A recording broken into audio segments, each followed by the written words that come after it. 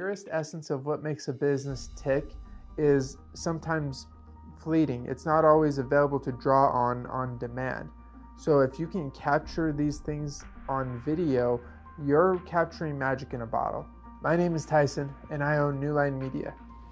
I really believe that the keystone to any successful business is the connection that business builds with the people that it serves.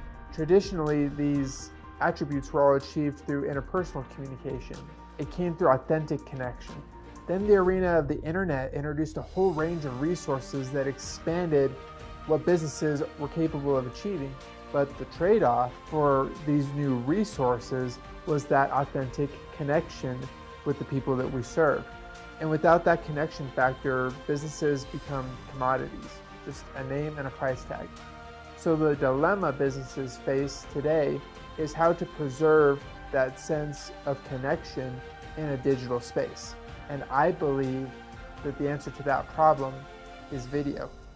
At New Line Media, my goal is to help you take your influence, your passion, your spirit, your essence, and make it available to anyone, at any time, no matter where they are. When the power of video is truly harnessed, it can become so much more than just a flashy way to promote yourself.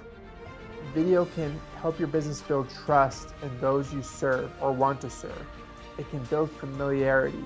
It provides information and education, and most of all, it can pull your customer into your space for a few moments and give them a taste of what working with you would be like. It provides them with that in-house connection experience, no matter where they are. And that is what I focus on, because it's all about making a connection. So if you're a business owner who's ready to shift gears and unbind yourself using video as the business asset that it should be, then go to my site and submit a request to work with me. If I think I'm going to be the best fit for you, then I will reach out and we will schedule a time to meet.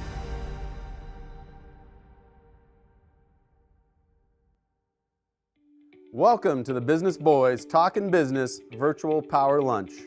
Please welcome your hosts, Tyler Price and Bryan Magleby.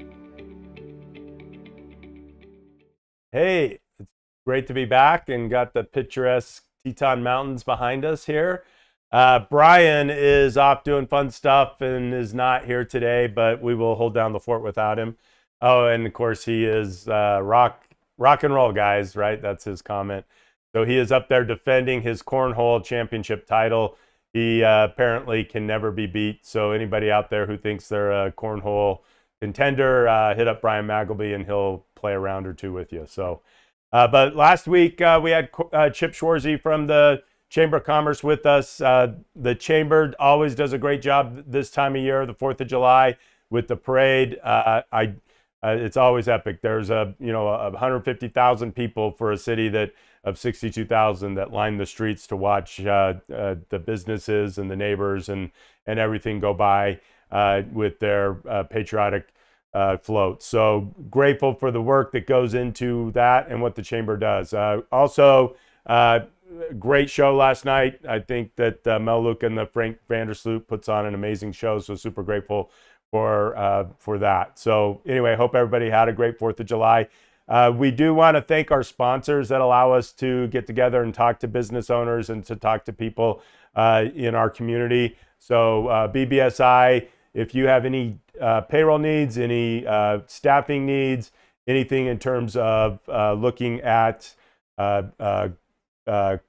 your business from beginning to end, exit strategies, this is a group of people that have a ton of fun, that are really smart at what they do, and I can't recommend them enough. They just do great work. Also, the SBDC, if you are starting a business or in business where you are feeling like you need a little push, the SBDC is an amazing free resource that can analyze your business with things like IBIS World and experience professionals that have had success. The Idaho Innovation Center, if you're an incubator starting out, again, this is a great opportunity to have space that is at reduced rents while you get your business going.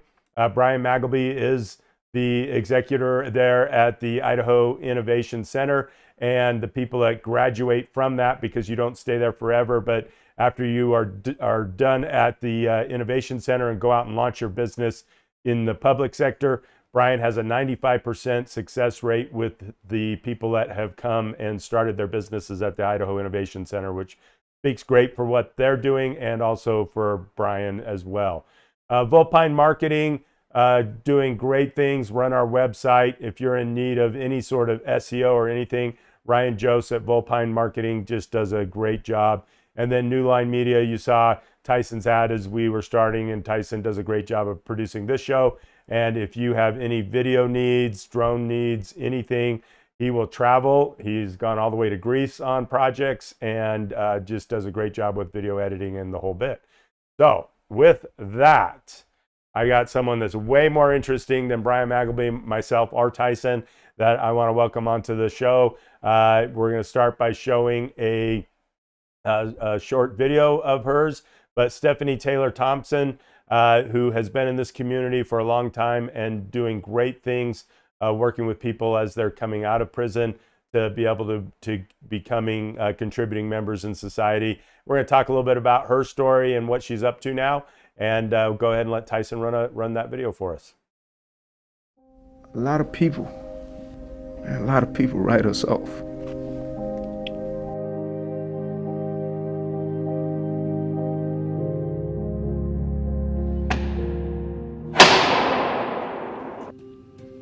At Prison Fellowship, we don't write anyone off.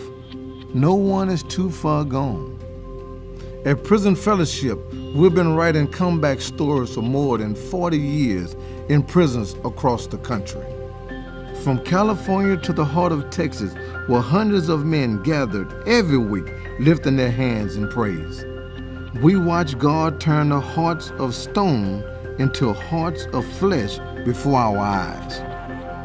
Hearts are changed every day by the power of Jesus Christ. Every person is made in the image of God. No one is beyond his reach. Not in America's heartland, not in America's biggest cities. Every day, through prison fellowship programs, prisoners come to faith in Jesus Christ. Every day, they learn skills that prepare them for home.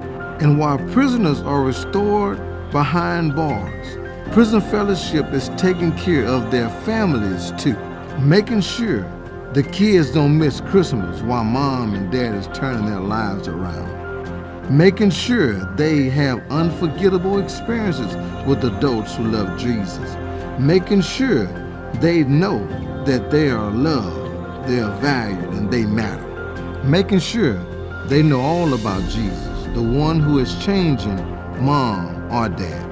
At Prison Fellowship, we break the generational cycles of crime the same way we've been doing for more than 40 years. Patience, perseverance, fighting for change in both the hearts of prisoners and the halls of Congress. We love for you to be a part of changing the American justice system and changing the lives of prisoners and their families. I know because I was one of those prisoners, and my life changed forever when I met Jesus Christ through Prison Fellowship. My name is Darrell Brooks, and I was in prison for 15 years, and today I'm on staff with Prison Fellowship, leading our ministry at the Caravans Unit right outside of Houston, Texas.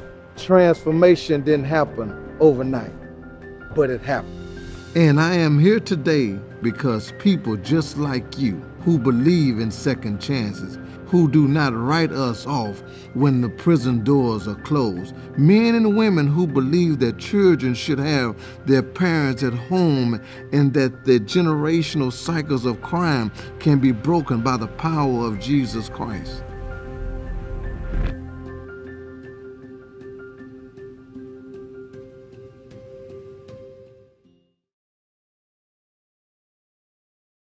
Well, great. And that's the hope, right? There's the hope of it all.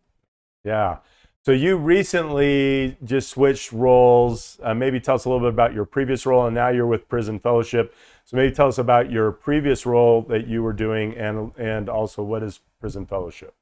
Okay, so first of all, thank you so much for having me here. It's grateful. a blessing. First, and I've known Stephanie for a few years. I think she's great, by the way. So thank you. I think you're great too. I love you and Allison, the work you do. Yeah, thanks. So I come from the Idaho Department of Correction. I was with them in numerous capacities. My last role was as reentry specialist for District 7 probation and parole. I served those that were coming back into District 7 either on probation or parole of a term of incarceration. Absolutely loved my service there, loved serving our clients as well as our state. I recently accepted a position with Prison Fellowship in May. Wonderful organization to be a part of. We are the largest Christian ministry, prison ministry across the United States. I started serving with Prison Fellowship in 2016. I was actually a volunteer for them. I taught a reentry class called Anticipate and got the calling again to come back and serve. And when you get that calling from the big man upstairs, you need to answer it. You gotta take action, right? Yeah. So you, and we'll talk maybe a little bit about your story here in a minute, but what are some of the struggles that you see? Because in what my wife Allison and I do, we own a trade school, so we help people that have been, felons and have spent some time inside. And what I notice is they don't have as many options anymore, and so they have to. And this is my opinion. You tell me if I'm wrong. So they have to become self-made, or they're kind of destined to live in poverty almost. But what do you feel about that statement? First off. Yeah, I would agree with that. I mean, it's highly marginalized population. It's extremely challenging coming out of prison. As a formerly incarcerated person myself, I can tell you, yes, I do agree with that statement. Most people do come into poverty. We don't have the skills that we need to succeed. Employment, that is such a high priority. If you can't get employed, then you can't take care of yourself and you can't take care of your family. And that's just generational cycles of poverty. And, it ends up back into recidivism. So yeah. And that's kind of what I've seen. And I got a couple that I've been working with for a period of time that seem to be on the right path now, but it's that marginalized feeling that really makes them feel like, oh, I can't do anything, right? Yeah. And so what are some of the things you're doing to help that recidivism that occurs so that they're having the success? Like what does someone expect? And because you don't just show up and help them right as they're leaving. Right. So what are some of the things that you're doing with the people? Well, going back to what you said, Tyler, I think something that is so remarkable that you and your trade school do is you provide support. You provide that mentorship. And that is what our justice-involved men and women need to succeed. Yeah. You have to have that support. If you don't have it, you're not going to make it coming out. All of us, and Prison Fellowship, what we believe is everybody has the potential towards restoration. Yeah. Everybody does. Everybody is amenable to recovery and treatment, and they're able to be restored through Christ.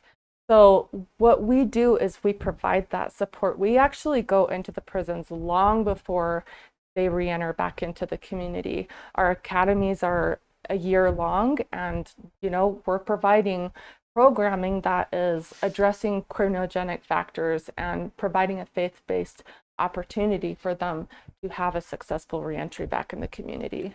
Yeah, and I don't want to make it sound like I'm not holding them accountable, because they need to be held accountable, and I think that's some of where the mentorship falls. But it is when they do come out, there's very little opportunity, and that's again where it comes back to I have to be self-made, or I have to find some path, or they're kind of destined to that reentry. So what are some of the things that you're doing with them? Because, and let's maybe talk about you, because you could have been that statistic, probably more easy to be that statistic than to go the path that you chose to go.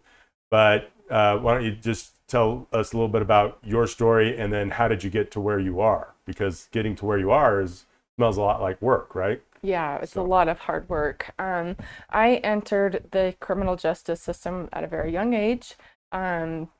most people coming out of high school, they are off going to college and, doing these wonderful things. And I was facing my first drug trafficking charges. So, not necessarily what I was looking forward to coming right out of school, but really got myself involved with a not so great group of people. A gentleman that was much older than me, had absolutely no business being around me, and he was trafficking drugs and eventually ended up becoming a part of his chaos, and developed a really severe addiction to methamphetamine and cocaine, and that never leads to a good path. Right. So continue to find myself incarcerated over and over and over, altogether 3 years in and out of state facilities and jail, prison.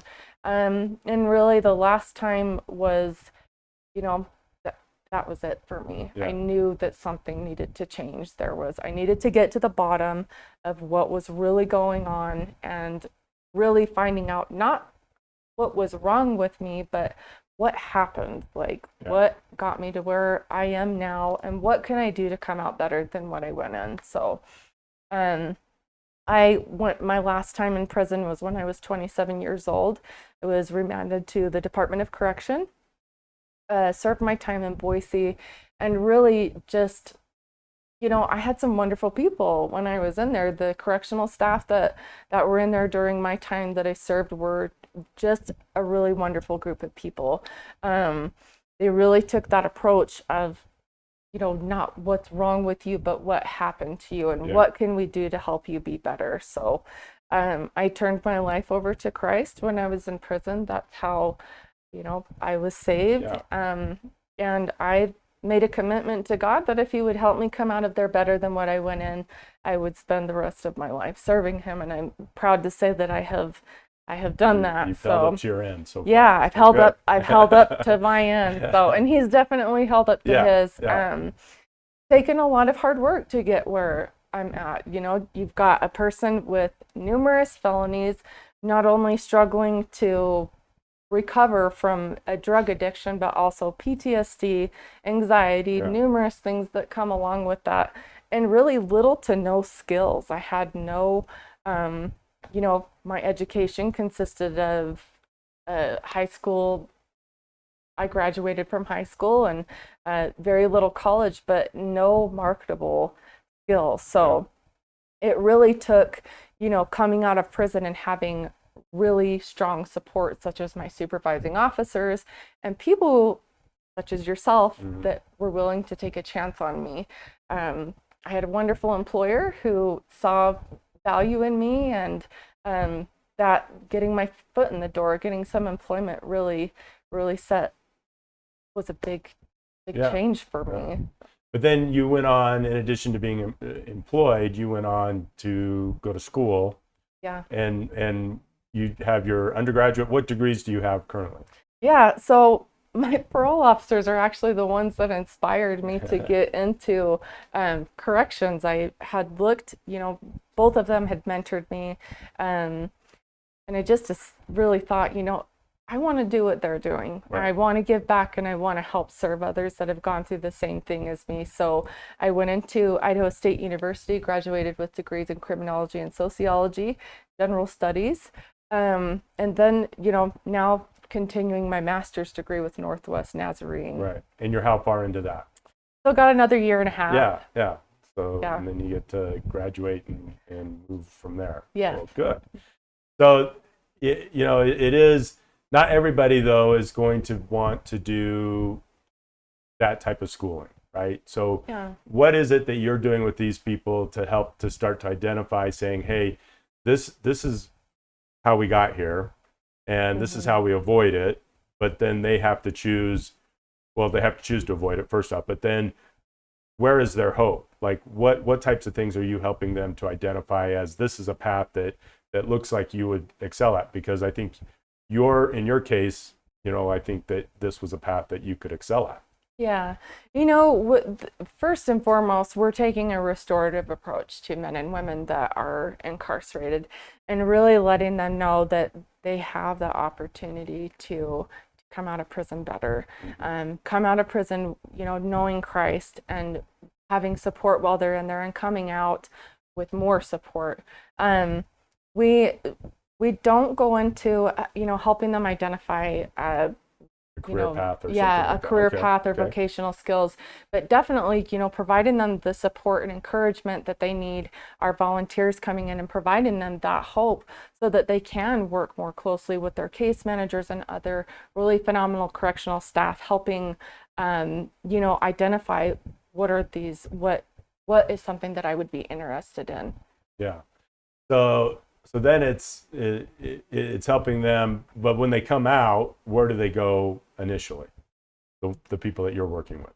Yeah, I'll speak from my experience with the Department of Correction as a reentry specialist.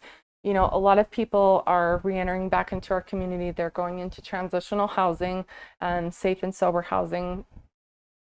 There's very few from what I've seen that are going back to their families. So it's a challenging time for them. They've got to get a job within a certain amount of time. They have to pay rent. You only get to stay in that transitional housing for so long. Yeah. And I've come across that, and it's just but again, coming back to kind of what I was saying is there's only a few places. It's not like everybody will hire people that and which good, bad, or indifferent. I mean, but they need that opportunity. So not to give companies plugs, but I'll say that typically Denny's hires a lot of them.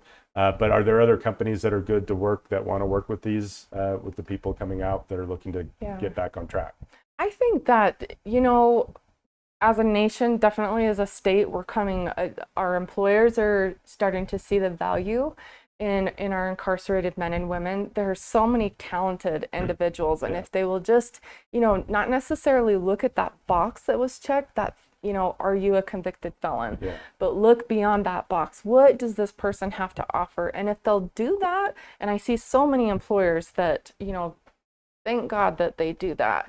But they see, oh my goodness, this is really a person that we want to invest in. They have amazing skills and talent. And honestly, they really are more dedicated individuals. They're extremely loyal. No, I think that's. So what was your aha moment, though, when you said, at 27, I decided I wasn't going to come back? What was that experience or whatever that happened to you that then put you on the path where you are now? Because even at that point, you probably still had some time you had to do. You still had to go out. You still had to there was a bunch of things that had to happen. So from 27 to where you were really at a good place, that wasn't like just a couple weeks or months. But what was that I guess that moment that you just said, all right, I can't do this? Yeah, I get so emotional when I think about him, so I'll try not to cry. Yeah, well, that's okay if you do. My aha moment was getting sentenced, and I was already on supervision in Idaho. Just got sentenced in Montana, and I was looking at 17 years combined between Idaho and Montana. Did not trust law enforcement at all. You could not get me to ever speak to anybody. It was just that trust was not built there. The arresting officer I had in Montana, though, Dan O'Malley, really just, he helped me have that aha moment. Just set me down and really had this, quote unquote, come to Jesus talk with me. Like, you are destroying your life with the drugs that you're doing and the people that you're surrounding yourself with. So that moment really came with him, sitting down with him prior to getting sentencing, and just like you have to make a change. There's so much more value in you than what you're giving yourself. I think that change is always the one constant that we can count on, but the one thing that a lot of people want to avoid. So you've got your undergraduate degree, you're working in the system, you're now with Prison Fellowship, you're finishing up your master's, a lot going on. So you're writing a book too. Redemption. So is that the name of the book? Okay, tell us a little bit about the book and when we can expect it. So I had been working on this book for quite some time. It's been a couple years, and just to going through my life, going through the trials and tribulations that I've been through, and really talking about my restoration through Christ, the redemption that I have had through him. And really, the mentors, the wonderful mentors that I've had in my life, there have been so many, I mean, countless, from leaders in the Department of Correction, the directors, our former director, Kevin Kemp, down to my husband. He's one of my best mentors in my life. So hopefully that will be done here. You can look forward to that, the beginning of the new year. Yeah. Well, I want to buy a copy, so I'm in. I know you'll sell more than one, but you've at least sold one. How's that? So. Yes. Well, you'll have a signed copy. Yeah. Good. Very good.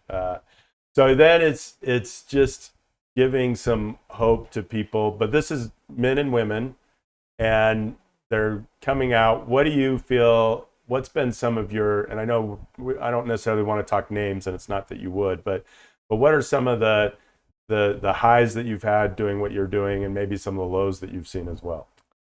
Yeah, there have been, really countless highs and lows. Some of the lows that I have seen that are really starting to, when I came out of the system, it was very challenging. Going to work in the Department of Correction as a formerly incarcerated person was not easy. It's, after I had proved myself and, it became easier, but, really starting to look at not only employers, large organizations, departments. I always lived by nothing about me without me. Yeah. And that should be with our incarcerated population. They want to put us on boards. They want to put us as, board members, volunteers. But where are we with our executive leadership? When are you going to put somebody in executive leadership? And that is what is really unique about Prison Fellowship. A lot of our directors, they are restored citizens. Yeah. They are men and women that have been in prison. Our national director, phenomenal woman, Vanessa Franklin, my regional director, Jermaine Wilson, all of us have been, were formerly incarcerated. Yeah. I really feel there is nobody better to teach somebody how, that there is redemption and you're able to recover and make your way through the criminal justice system than somebody who's been there. I agree with that. So you're out there, you're involved. You mentioned though about before getting hired with Prison Fellowship that you were a volunteer. Mm-hmm. So if someone wanted to volunteer, do they take volunteers, and what does that look like? Yes, we do. I'm so glad that you asked that. I'm currently recruiting volunteers in Idaho and Montana. As field director, I serve both states. And anybody can go to prisonfellowship.org. There's a volunteer tab there. They can go on there and see what opportunities are available in their state. Like I said earlier, Prison Fellowship is a nationwide prison ministry, so numerous opportunities to get involved in, whether that's through our Hope events, our Angel Tree, which, Prison Fellowship, not only do we serve men and women that are incarcerated, but we also serve their families. Yeah. We're also taking care of their families. So, opportunities to serve in that capacity as well as our academies. Yeah. Well, good. Well, I hope someone takes you up on it. I'm not like in a role, but I'm in a role in the fact that I have interacted with a few kids, and I just remember one just recently that we finally got this whole thing together. It's been a 6-year journey. Mm-hmm. And I would just take him to go get tacos occasionally, and we would just talk. And I just remember him saying to me recently, "Hey, thanks for not giving up on me." And I was just like, we're friends. This is not about you. It's about us, and we're friends. So it was never, anyway. And now we still have something we're working on together. And for him to see the success that he wants, we're about 1.5 years away from, but he can see it. And that's the thing that and he's doing all the heavy lifting. I'm just taking him to get tacos occasionally. So you're a mentor and you're a support and a friend. Yeah. And so much, that's what we need. That's what I needed when I came out of prison. And people that saw the importance in inclusiveness and diversity, that we're all one. We're all on the Yeah. same team, and we need to be here to support each other and help each other grow and be the best that we can be. Yeah. And that's something that I have just always admired in you. I had numerous clients that went through your trade school, and they always came back to me and just said, what a wonderful mentor I have in Tyler. Well, I'm glad, because I don't always. I'm very candid, and candor is something I believe in, and that doesn't always go over well. So, Well, anyway, there's that. You have to hold the people Yeah. accountable too, and there's that balance there. You are there to support. You're also there to help hold people accountable, and that's what worked in my life too. Yeah.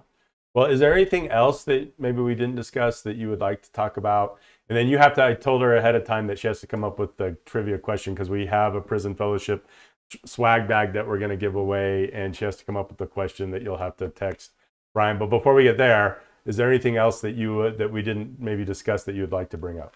Yeah, I'm super excited to announce Idaho is getting ready to launch 2 academies. Yeah.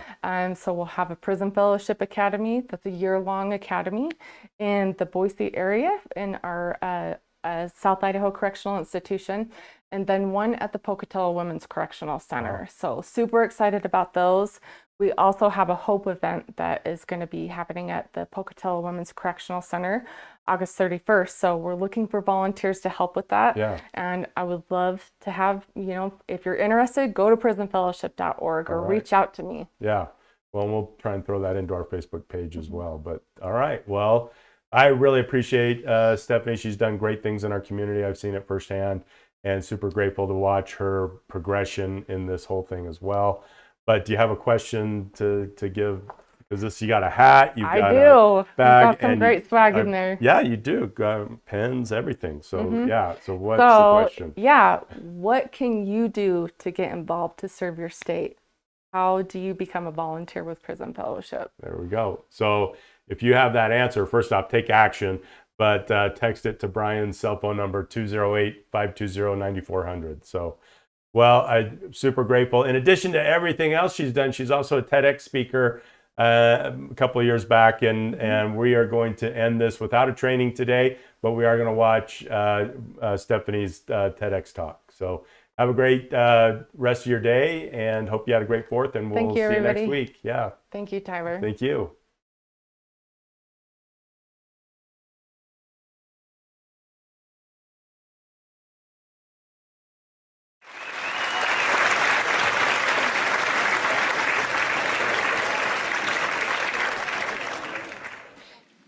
On February 11th, 2011, I walked nearly 4 miles in snow, ice, and cold with nothing more than prison shower sandals, a white t-shirt, jeans, and my prison ID. What got me from that point in my life to this stage are mentors. Now, like so many people that find themselves imprisoned, I have a very troubled past. I'm a survivor of childhood abuse, neglect, childhood sexual abuse, human trafficking, sexual assault, an attempted murder on my life, and thyroid cancer. As a result, I struggled with a severe addiction to methamphetamine and cocaine, depression, anxiety, and PTSD. Now, while my childhood looked good on the outside, I had a home, I had plenty of food to eat, and I always had a nice school to go to. Internally, it was anything short of a living nightmare. Both of my parents struggled with mental illness, and my father struggled with a severe addiction to alcohol. There are times that I can recall my younger sister and I hiding in my bedroom closet as my father stormed our home in an alcohol-induced rage, threatening to end his life. The little stability that I did have in my life was completely torn apart when my mother was diagnosed with multiple sclerosis. I was sexually abused as a preteen by one of my father's friends and developed an eating disorder shortly after. I did anything that I could to cope with that pain and make those insecurities go away. I started abusing drugs at 14, and that eventually led into a daily methamphetamine and cocaine habit. I was charged with my first drug trafficking charges when I was just 19. At that time, it was the largest drug bust Idaho Falls had ever seen. I was in and out of jail for the next 6 years, and rehabs. I continued to heavily abuse drugs until I was sent to prison when I was 27.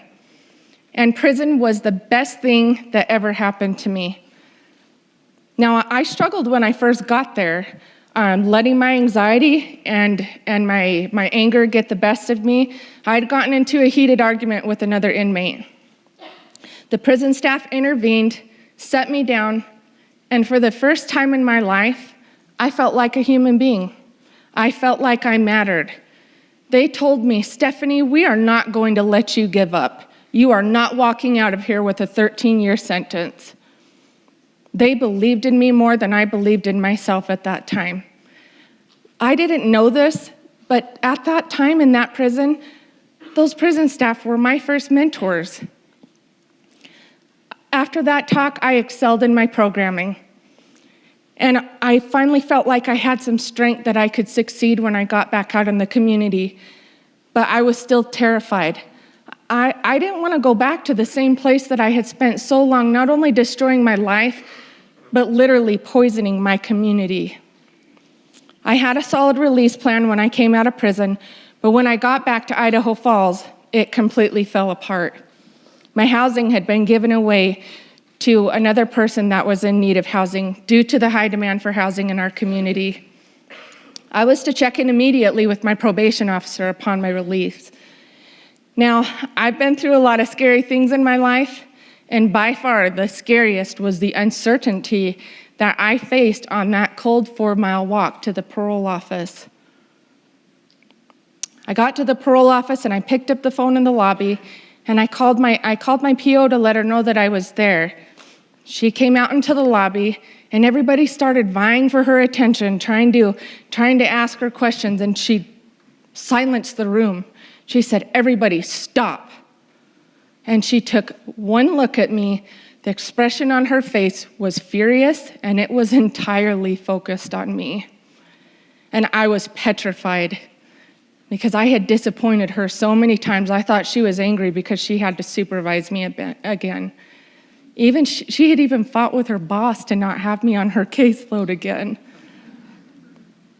But she wasn't angry with me because she was going to have to supervise me again. She was angry because she didn't understand how I could be released back into the community with the clothes that I had on and nothing in my hands. She asked me, "Stephanie, what are you doing here dressed like this? It's freezing outside." And in front of this lobby full of people, I just started bawling.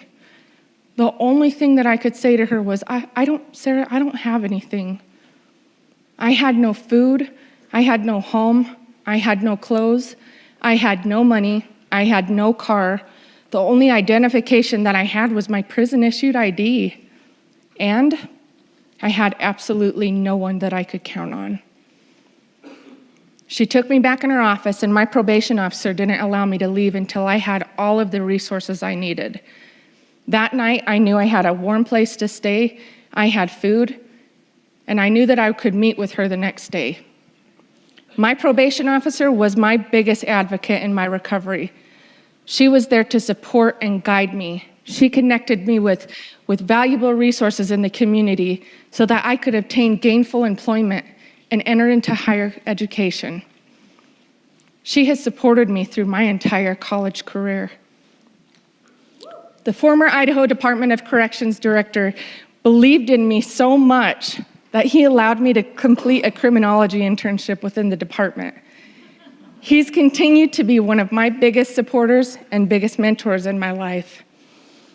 And the current director of the Idaho Department of Correction is one of my biggest supporters, and I know that he believes in me. He's been there to support me and encourage me by allowing me to continue my education in criminology and continue chasing my dreams in corrections. My program manager, the District 7 probation and parole manager, section supervisor, they've all been my advocates. They're people who I aspire to be like. And they're the fathers that I never had in my life. The District 7 Probation and Parole Office was the family that I desperately wanted my whole life, and I finally had it. They were there to support me with everything that I need. They wrote letter after letter after letter, supporting me to get certifications and enter programs where someone with my background wouldn't have a shot. Now, what would that look like if everybody coming out of prison had that type of support? Under their guidance and mentoring, I was released off of my supervision just 3 short years when I got out, when I was supposed to be under supervision for another 10 years. And in July 2017, I was granted a full pardon from the state of Idaho.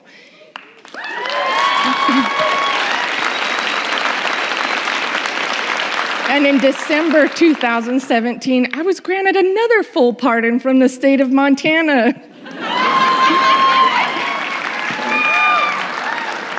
What would it look like if everybody had a mentor like that? What would it look like if everybody coming out of prison knew that they could obtain gainful employment and enroll in higher education? Do you think we'd see a lot more success stories? I do. Recidivism refers to a person's relapse into criminal behavior within just 3 years of that prisoner's release. Support is crucial to one's recovery and success, and I know that I could not have done it without my mentors. Something that they always taught me was that I was always free to succeed.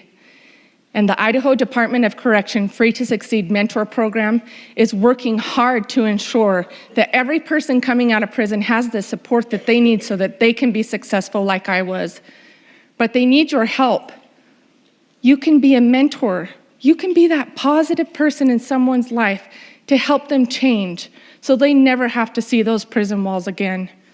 You can provide positive support and encouragement in stressful and critical times. You can help that person develop positive relationships and problem-solving skills and social skills. Ultimately, by becoming a volunteer mentor with the Idaho Department of Corrections, you can change somebody's life. So empower someone, mentor someone, because sometimes the only difference between someone being a statistic and a success story is a mentor.